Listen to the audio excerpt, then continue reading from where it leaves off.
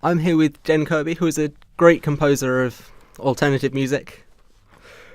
Once you knew you wanted to pursue music professionally, how did you start? I just started making music and I hoped people would like it. So in terms of electroacoustic music, which is what I started out writing, after I played in bands for years, I was never very good, but I did that stuff and I enjoyed that stuff. But when I started actually kind of composing, I suppose I was writing electroacoustic music, and in that sense, it's kind of a bit of a solitary activity because you don't need anyone else there. In fact, you don't want anyone else there, and you just need to write that. So I started doing that when I got really into the masters I was doing in the University of Limerick. So that was kind of how I started doing that, and then I really got into instrumental composition. So I suppose that's what I might incorrectly term to be more professional, because it felt more professional to me at the time, because you've got an audience, you've got performers, you've got rehearsals, and you've got a scheduled performance of your piece. Whereas electroacoustic, if it's not in a performance, it just seems to be this mysterious fixed media or tape piece or WAV file that you just have somewhere that someone else may hear at some point. So how I started was I wrote a lot of electroacoustic stuff first, and then I kind of started getting into instrumental music through the Irish Composers Collective.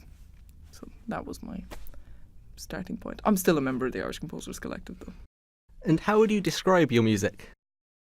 So I would avoid describing my music because I let other people do that, maybe, because I guess maybe it's different to different people. Because I tend to write different music or write in different mediums, it tends to be described in different ways. A lot of my electroacoustic stuff tends to be quite noisy. One of the common threads in my music is humour, theatricality and subversion, actually leading the listener one way and then surprising them with a very different context, I suppose. That's something I'm really interested in. So I suppose on a conceptual level, that's how I would describe it. Sonically, I use a lot of noisy timbres. Has the way you write music changed over the time you've been composing? Yes, I tend to take a different approach to the different formats that I'm writing in. So if I'm writing for instruments, then I'm writing in Sibelius, and it by nature needs a different approach, I suppose. Whereas if I'm writing for electroacoustic stuff, I end up starting in Max MSP, and that's just so methodologies will change depending on the format in which I'm writing. But I guess my style of composition and stuff has changed quite a bit, and one has influenced the other. My instrumental work has influenced my electroacoustic work, and vice versa. Right now, I tend to be doing a lot more performance, and that influences how I write as well. Hopefully in a good way, because I think I have a different perspective of you give a piece to a performer and you don't really know what they think when they get it, I suppose. And so now I can't help imagining, are they going, oh God, I hate this, but they're never going to tell you, or they're just going to have to perform it and rehearse it, or maybe they're going to go, I hate this bit, or I really like this bit, and they'll never really be open with you for, I suppose, obvious reasons. But being a performer now, I kind of see the other side of it, and I guess I've learnt to work in a different way for how performers and how curators are choosing music, actually. Is there anything that's common in your styles of music that you try to avoid at all? So that almost sounds like something that I'm constantly doing but trying not to do, but it seems to happen anyway. I don't know. I guess I don't really start out thinking, oh, I'm going to make this really noisy and awful. I certainly don't try to make awful music. Whether it is or not is a different story, I suppose, or is for someone else's judgment. But in terms of what I try to avoid, one obvious thing, I don't want it to sound like anyone else's music. So the way I would probably combat that is to make sure that I don't listen to too much of one particular artist or composer, that I make sure to have as wide a listening palette, I suppose, as possible, in that because you can be quite subconsciously influenced by certain music. I do know that I wrote a piece before where while I was writing it, I realised it was basically, it was kind of Portishead meets Massive Attack, which isn't all that distant anyway. So I've ended up kind of thinking of it as a homage, I suppose, in that sense. Is there a piece you've always wanted to make but haven't been able to for one reason or another?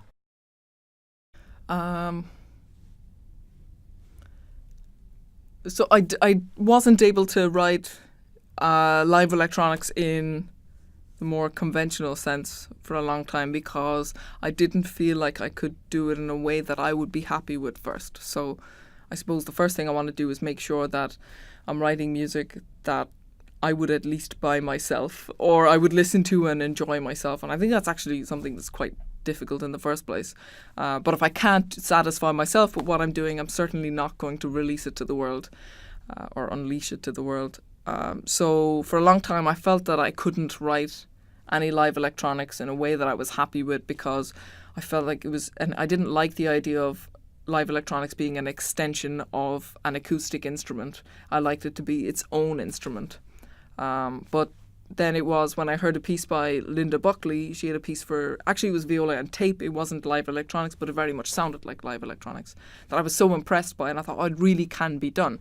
So I didn't immediately try after that until I really had enough inspiration from it first. And the inspiration came from a violist called Sebastian Adams. When I saw him perform and I saw how theatrical and physical he is in his performance, I realised how I could utilise that movement to manipulate sounds and have the performer physically control live electronics in a way that maybe isn't typically done.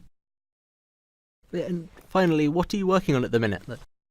I'm working on a lot of solo performance. I tend to jump between quite a few things.